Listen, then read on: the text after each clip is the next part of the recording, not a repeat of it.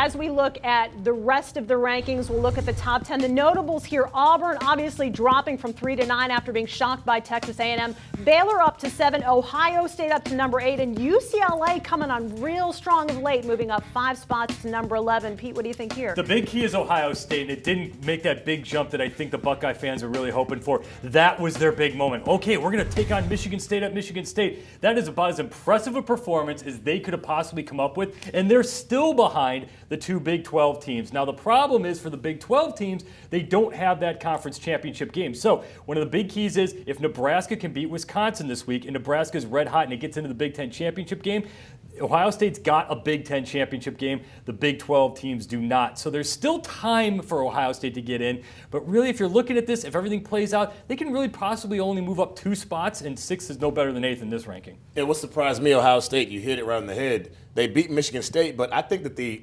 committee doesn't see the Big 10 as an overall strong conference. They didn't make as much of a jump as I thought. And no matter what happens in the West, I don't see if Ohio State goes to Indy and goes to the Big Ten championship, if they beat the team from the West, they may get left out of this whole thing. Yeah. Arizona State really jumped off the screen to me.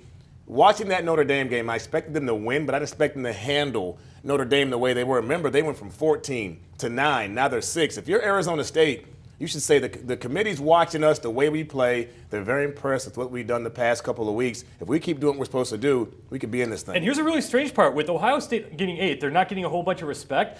But Minnesota at number 25 and Wisconsin at number 20. Wisconsin's beaten nobody and lost to Northwestern. Minnesota's beaten nobody and it lost to Illinois. Kind of shocked that those 2 Big 10 teams are alive and kicking when they probably shouldn't be. And then Nebraska and Wisconsin go at it this week, and they need the winner of that game to blow the other team completely off the field. Maybe bump themselves up in the rankings so that makes the conference look a little better. It is a huge weekend in the Big Ten because you have Wisconsin and Nebraska going head-to-head, and you have Ohio State at Minnesota, which is not as easy of a game as I think a lot of people might here's the big key about that. Each committee member is going to have an iPad in front of them, and they're going to put TCU next to Ohio State. TCU beat Minnesota 30-7, and while technically point does not matter, they're going to see that, okay, this team beat Minnesota by this. What does Ohio State do? And so margin of victory is going to come into play there. You know who's really rooting for Minnesota is TCU. Absolutely. Because for every game that Minnesota wins down the stretch, it strengthens the chance that TCU stays above Baylor because of that non-conference win.